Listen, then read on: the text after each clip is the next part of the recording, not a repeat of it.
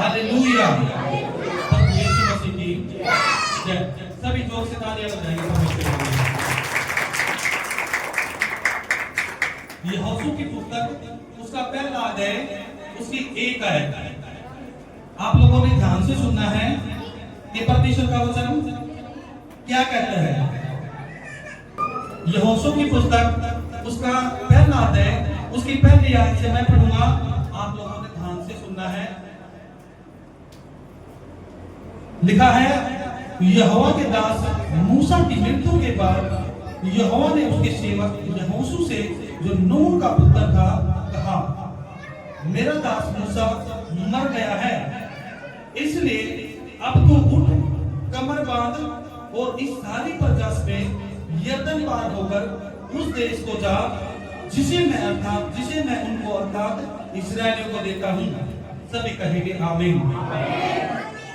परमेश्वर कहता है अपने दास को यहोशू को, यहोवा परमेश्वर ने बोला कि जो मेरा दास मूसा था वो अब परमेश्वर में सो गया है, वो यानी कि मर गया है। अब उसका जिम्मा मैं किसके ऊपर डालता हूं? मैं तेरे ऊपर डालता हूं। जो मेरे लोग हैं उनको तू कहां लेकर जाएगा? उस देश में जो मैंने उन लोगों के लिए चुना है, जहां दूध और मधु और दही की धाराएं बहती थी, यानी कि कनान देश में। कनान देश में ले जाने की जिम्मेवारी पहले किसकी थी? मूसा की। पर लेकिन मूसा ने कुछ ऐसी गलतियां कर दी। परफेक्ट था परमेश्वर में, बहुत अच्छे से चलता था, बहुत अच्छे से परमेश्वर की सेवा करता था, पर लेकिन उसने परमेश्वर की व्यवस्था को हल्का सा तोड़ दिया था। इस वजह से परमेश्वर ने उसको बोला कि जो देश मैंने तुम लोगों के लिए ठहराया था उसमें तुम नहीं जा पाएगा। मूसा को परमेश्वर ने उस देश में नहीं जाने दिया। क्यों? क्योंकि उसने छोटी सी गलती कर दी थी। इसलिए परमेश्वर ने उसको उस कनान देश में पहुंचने से पहले ही उसको अपने ऊपर बुला लिया था। इसलिए आप लोगों ने ध्यान से सुनना है और अपने जीवन में जो मूसा ने गलती की है वो गलती आप लोगों ने नहीं करनी है। क्योंकि मूसा पवित्रता का जीवन जीता था, सारी आज्ञा पालन करता था, हर तरीके से परमेश्वर के अगुवाई में चलता था, जैसे परमेश्वर को बोलता था वैसे ही वो करता था। पर लेकिन क्या हुआ? परमेश्वर ने जो आज्ञाएं दी थी, मैं आप लोगों को बताता हूं उसने क्या आज्ञाएं तोड़ी थी, कैसे उसने जो परमेश्वर की व्यवस्था थी उसको कैसे तोड़ दिया था। जब परमेश्वर उस पहाड़ी के ऊपर मूसा को बुलाया था परमेश्वर ने, और 40 दिन और 40 रात मूसा परमेश्वर के साथ रहा था। ना तो उसने कुछ खाया था ना कुछ पिया था, और 40 दिन तक वो परमेश्वर के साथ रहा। परमेश्वर ने जो जो व्यवस्था दी थी उसको, उन व्यवस्था को उसने एक तख्ती पर लिखा था। एक पत्थर की पटिया थी, उस पटिया पर उसने परमेश्वर की आज्ञाओं को लिखा था, उसकी व्यवस्था को लिखा था।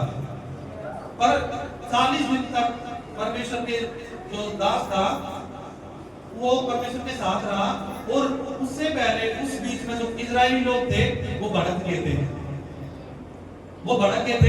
उन्होंने क्या किया था? उनका जो हारून था उनको उसने पटा लिया था, और हारून ने क्या किया था?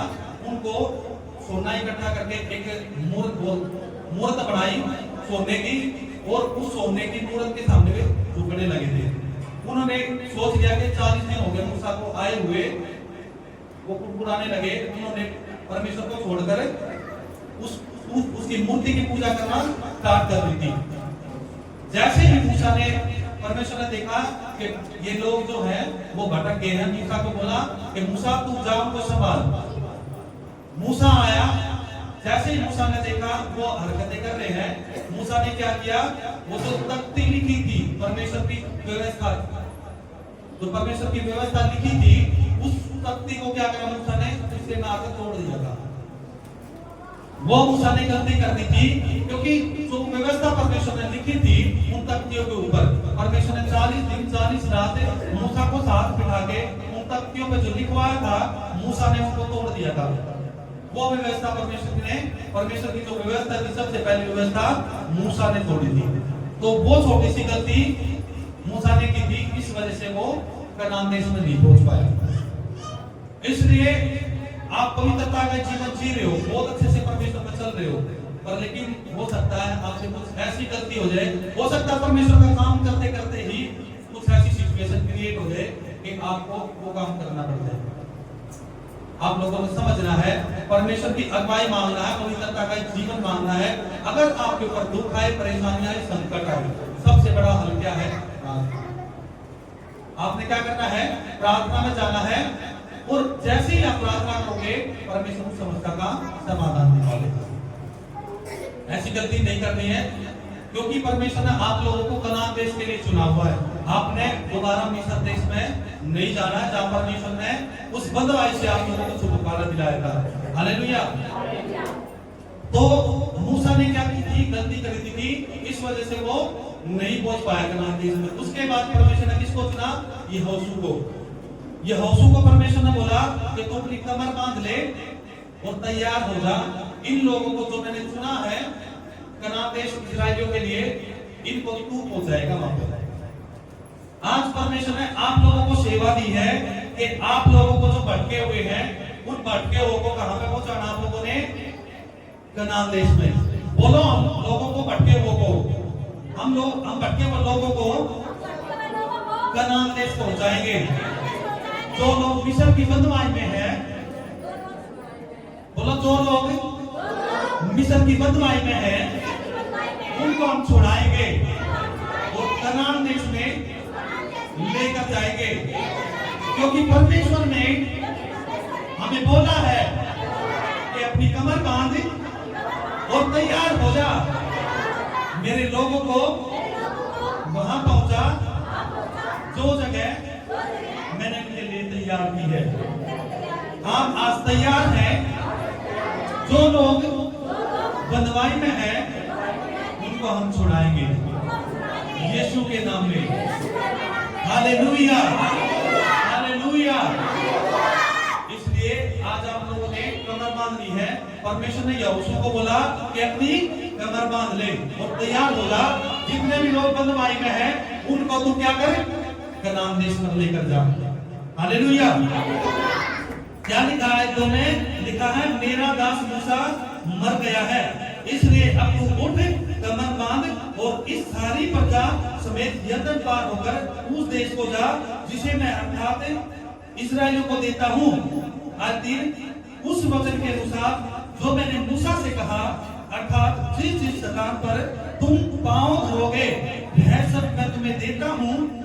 जंगल और उस लबानोन से लेकर प्रात महानद तक और सूर्यास्त की ओर महासमुद्र तक भीतियों का सारा देश तुम्हारा भाग ठहरेगा। परमेश्वर ने जो भी वहां पर जगह थी जहां पे परमेश्वर ने बोला था दूध और मधु की धाराएं बहती है, उस जगह में जो भी हिस्से थे, परमेश्वर ने बोला है वो सारा हिस्सा किसका है? वो तुम्हारा है। बोलो, वो सारा हिस्सा किसका है? हमारा है। परमेश्वर ने किसको दिया? वो हम लोगों को। और परमेश्वर ने बोला है कि बेटा तैयार हो जा उस जगह को पाने के लिए जो परमेश्वर ने आप लोगों के लिए तैयार की है। आप लोगों के लिए परमेश्वर ने अनंत जीवन को तैयार कर रखा है। आप तैयार हो जाओ। जितने भी लोग यहाँ बैठे हो, आज आप तैयार हो जाओ, दृढ़ हो जाओ, अपनी कमर को बांध लो, आपके लिए अनंत जीवन तैयार है। हालेलुया। तैयार हो जाओ। परमेश्वर ने बोला है वो जगह किसके लिए है? आप लोगों के लिए। परमेश्वर ने वो दूध और मधु की धाराएं जहां बहती है, वो देश किसके लिए दिया? वो स्वर्ग का राज्य किसके लिए दिया? आप लोगों के लिए। बोलो, हमारे लिए। परमेश्वर ने वो जगह हमारे लिए तैयार की है, हमारे बच्चों के लिए तैयार की है, हमारे परिवार के लिए तैयार की है। और परमेश्वर, हम तैयार हैं इस जगह को पाने के लिए। आज 5 में क्या लिखा है? परमेश्वर ने बोला है तेरे जीवन भर कोई तेरे सामने ठहर ना सकेगा। सभी कहेंगे आमीन, हालेलुया। परमेश्वर ने बोला है जीवन भर तुम्हारे सामने कोई भी ठहर नहीं पाएगा, चाहे वो कोई बीमारी हो, चाहे कोई श्राप हो, चाहे कोई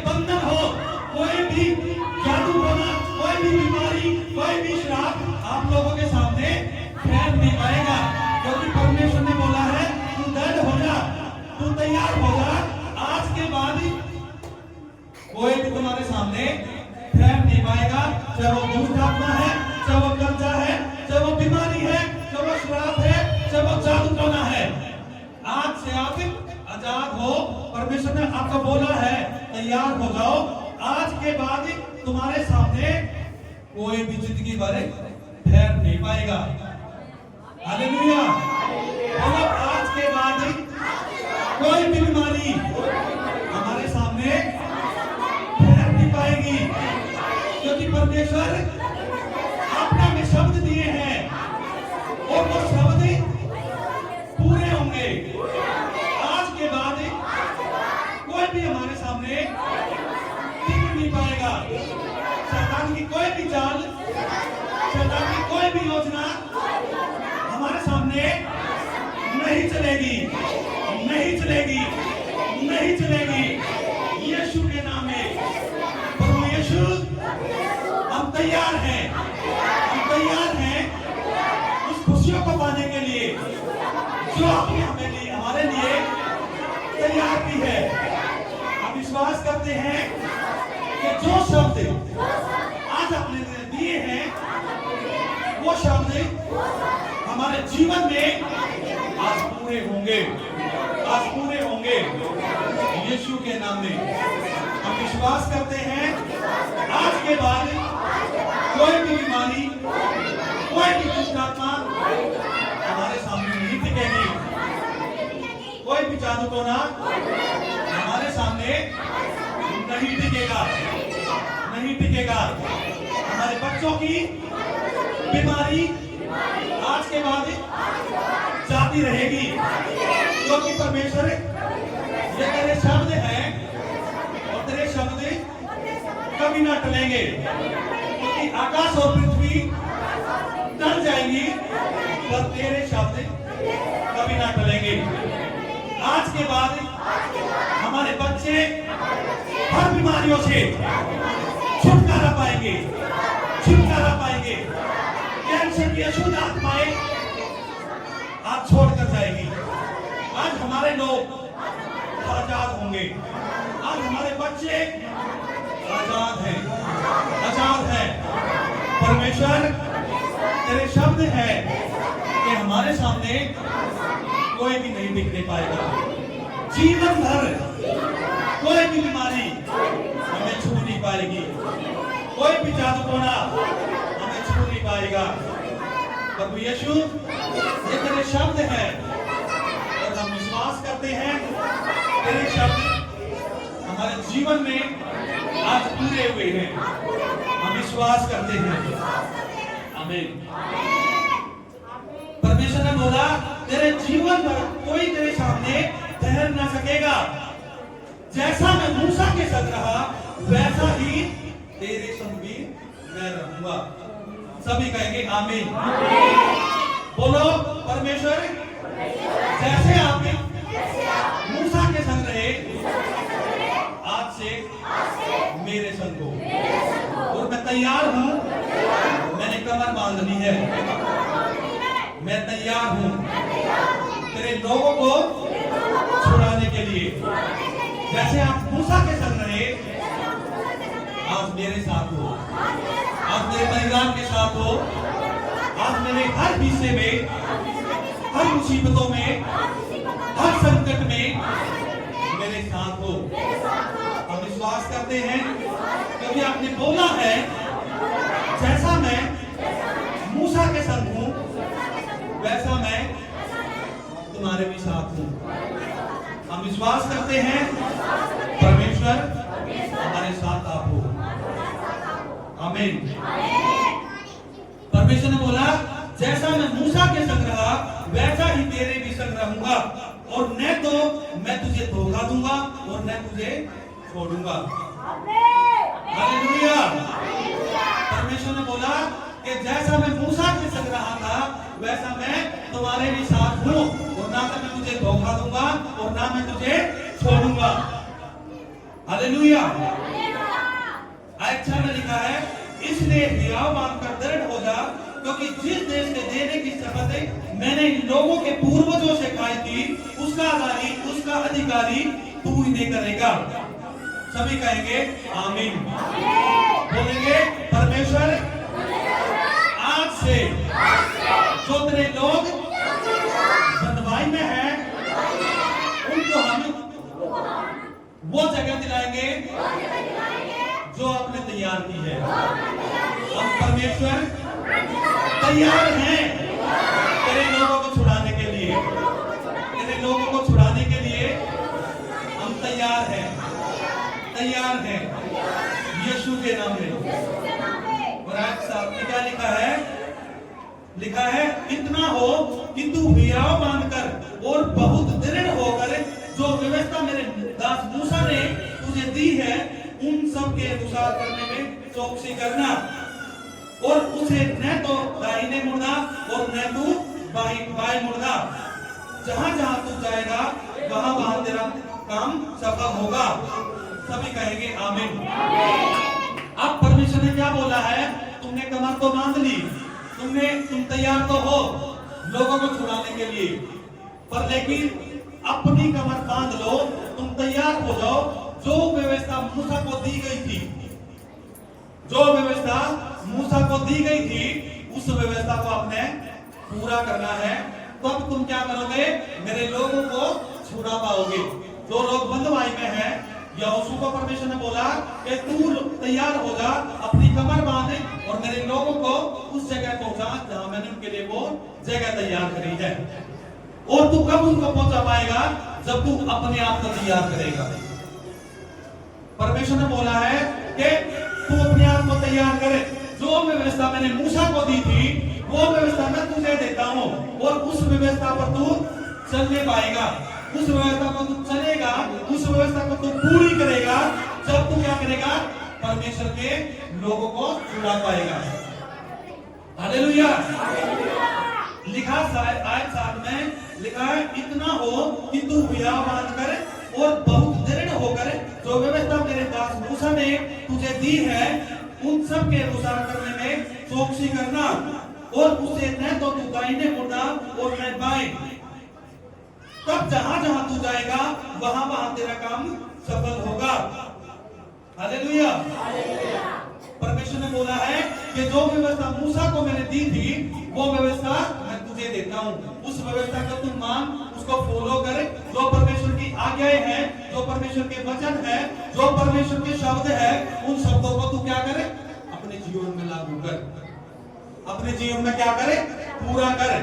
जब तू इन शब्दों को पूरा करेगा, जब तू इन पर चलेगा, इन व्यवस्था को मानेगा, तब तू जहां जहां जाएगा परमेश्वर तुम्हारे कामों को सफल करेगा, तुम्हारे कामों को सफलता दिलाएगा। हालेलुया।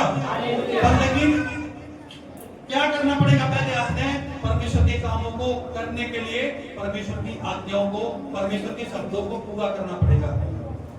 अब परमेश्वर ने बोला है कि तू झूठ मत बोल, और आपके जीवन में वही झूठ चल रही है। थोड़ी देर में वचन सुना, अभी वचन सुना, थोड़ी देर सुनने में आ गए कि उसने ऐसे बोल दिया, उसने वैसे बोल दिया। ध्यान रखना है, जब तक तुम व्यवस्था को पूरा नहीं करोगे तो तुम अपनी कितनी भी कमर बांध लो, लोगों को नहीं छुटकारा दिला पाओगे। परमेश्वर ने बोला जब तुम व्यवस्था को पूरा करोगे तभी तुम लोगों को छुटकारा दिला पाओगे, और तुम जहां जहां जाओगे वहां वहां तुम्हारा काम सफल होगा। और आप लोगों को बार बार मैं बताता हूं कि जो परमेश्वर ने बोला है, परमेश्वर ने जो शब्द दिए हैं, जो परमेश्वर के वचन है, उन वचनों को तुम अपने जीवन में लागू करो, ताकि तुम उन पाप से छुटकारा पा सको जो जाने अनजाने में भी होते हैं। हालेलुया। तो इसलिए परमेश्वर ने बोला है तू व्यवस्था को पूरी कर। जब तू व्यवस्था को पूरी करेगा तब तू क्या करेगा? मेरे लोगों को बंधुआई से छुड़ा पाएगा। हालेलुया। आप लोगों को बताया जाता है कि आप लोगों ने ये काम नहीं कर रहे, और वचन में लिखा हुआ है जब आप लोगों को पता चल जाए कि ये काम हमने परमेश्वर में नहीं करना, और उसके बावजूद भी आप लोग या कोई भी इंसान जो परमेश्वर की अधीनता में चलता है दोबारा पाप करता है। आपको लोगों को पता चला, जैसे सपोज करो आप लोगों को बताया गया है कि किसी की निंदा नहीं करनी, किसी के लिए कुड़कुड़ाना नहीं है, किसी के लिए गुस्सा नहीं करना है, झूठ नहीं बोलना है, गाली गलौज नहीं करना है। आप लोगों को ये पता चल गई। ध्यान रखना है, जब आप लोगों को ये चीज पता चल गई तो आप लोगों ने जानबूझकर दोबारा पाप नहीं करना है। जब इंसान को पता होता है कि हमें एक चीज पता है कि ये गलती हमें नहीं करनी, फिर उसके बावजूद भी पता होने के बाद इंसान गलतियां करता है, पाप करता है, तो उसके लिए फिर भी कोई माफी नहीं है। मैं आप लोगों को वचन निकाल कर दिखाता हूँ, इब्रानियों की पुस्तक उसका 10वां अध्याय उसकी 26वीं और 27वीं आयत आप लोग निकालेंगे, मैं आप लोगों को पढ़ के दिखाऊंगा। अगर जानबूझकर पाप जो इंसान करता है, आप लोगों को पता है गाली बकना परमेश्वर की आज्ञा नहीं है, अलाउड नहीं है, चुगली करना अलाउड नहीं है, पाप करना अलाउड नहीं है, नामाफी देना अलाउड नहीं है, बुराई करना अलाउड नहीं है। उसके बावजूद भी आप लोग जानबूझकर ये काम करते हो, तो आप लोग ध्यान से सुनना, मैं आप लोगों को बताता हूँ परमेश्वर ने क्या बोला है। लिखा है इब्रानियों की पुस्तक उसका 10वां अध्याय उसकी 26वीं आयत, लिखा है कोई सच्चाई की पहचान प्राप्त करने के बाद यदि हम जानबूझकर पाप करते रहे तो पापों के लिए फिर कोई भी निदान बाकी नहीं है। हालेलुया। परमेश्वर ने बोला है जो तुम्हें पता चल गया और फिर उसके बाद जानबूझकर पाप करते हो तो उसके लिए कोई भी बलिदान फिर बाकी नहीं है। और आयत 27 में क्या लिखा है? हाँ, दंड का एक भयानक बाढ़ जोतना और आग का ज्वलन बाकी है जो विरोधियों को भस्म कर देगा। हालेलुया। इसलिए परमेश्वर ने बोला है तू तैयार हो जा, तू व्यवस्था को पूरी कर। जो व्यवस्था मैंने मूसा को दी थी वो व्यवस्था मैं तुम्हें देता हूं। जब तुम व्यवस्था को पूरी करोगे तब तुम लोगों को बंधुआई से छुटकारा दिला पाओगे। अगर तुम पाप करोगे जानबूझकर तो तुम क्या करोगे? अपने आप को उस ज्वलन के लिए तैयार करते हो जो कभी आग नहीं बुझती। जो विरोधियों के लिए तैयार की गई है वो आग किसके लिए? फिर उन लोगों के लिए जो जानबूझकर पाप करते हैं। परमेश्वर ने बोला है सच्चाई की पहचान करने के बाद अगर कोई जानबूझकर पाप करता है उसके बाद फिर कोई भी बलिदान बाकी नहीं है। फिर क्या है? वो धधकती हुई आग है जो इसके लिए तैयार की गई है शैतान और उसके दूतों के लिए। इसलिए आप लोगों ने समझना है जानबूझकर आपने गलती नहीं करनी, जानबूझकर गलती नहीं करनी। क्या नहीं करना? सभी बताएंगे क्या नहीं करना। मैंने जो बताया गलती नहीं करनी। आप लोगों ने क्या किया है? मुंह से अंगीकार किया है। आपके मुंह से बोला हुआ शब्द परमेश्वर सुनता है और पूरा भी करता है। आप लोगों ने आज अपने दिल से शब्द निकाला है कि परमेश्वर आज के बाद हम कोई भी गलती नहीं करेंगे। बोलो परमेश्वर जो बातें हमें पता चली है आज के बाद हम उनको दोहराएंगे नहीं। जो पाप हमने पहले किया है आज के बाद वो पाप हम दोबारा ना करेंगे, हम दोबारा ना करेंगे। परमेश्वर हमें पता चल गया है कि जानबूझकर पाप करने के बाद कोई भी बलिदान बाकी नहीं है। परमेश्वर आज हम उन सारे पापों को छोड़ते हैं। आज के बाद हम जानबूझकर कोई भी पाप नहीं करेंगे यीशु के नाम में। हालेलुया। और लिखा है आयत 8 में व्यवस्था की यह पुस्तक तेरे चित्त से कभी न उतरने पाए, इसी में दिन रात ध्यान दिए रहना, इसलिए कि जो कुछ उसमें लिखा है उसके अनुसार करने की तू चौकसी करे, क्योंकि ऐसा ही करने से तेरे सब काम सफल होंगे और तू प्रभावशाली होगा। सभी कहेंगे आमीन। Hallelujah, hallelujah, hallelujah. परमेश्वर ने बोला है कि जो व्यवस्था परमेश्वर ने आप लोगों को दी है मूसा के द्वारा, तुमने क्या करना है? उस पर चलना है। उसको क्या करना है? पूरा करना है। और जब तुम पूरा करोगे तो तुम दीवाबाद में क्या करोगे? बड़े बड़े काम करोगे। हालेलुया। क्योंकि परमेश्वर ने बोला है जो प्रजा मेरा ज्ञान रखेगी वो हियाव मानकर बड़े बड़े काम करेगी। बोल, आज के बाद हम बड़े बड़े काम करेंगे। आज के बाद परमेश्वर हम तैयार हैं, हम बड़े बड़े काम करेंगे। आज के बाद व्यवस्था की हर बातों को अपने जीवन में हम लागू करेंगे यीशु के नाम में। हालेलुया। आयतों में लिखा है, क्या मैंने तुझे आज्ञा नहीं दी, हियाव बांधकर दृढ़ हो जा, भय ना खा, तेरा मन कच्चा ना हो, क्योंकि जहां जहां तू जाएगा वहां वहां परमेश्वर तेरा साथ देगा, वहां वहां यहोवा परमेश्वर तेरे संग रहेगा। Hallelujah, hallelujah. परमेश्वर ने क्या कहा है? तेरा मन कच्चा ना हो, तू तैयार हो जा, तू जहां जहां जाएगा यहोवा परमेश्वर तेरे साथ होगा। और तू हियाव बांध के दृढ़ हो जा, तो क्या करेगा? बड़े बड़े काम करेगा।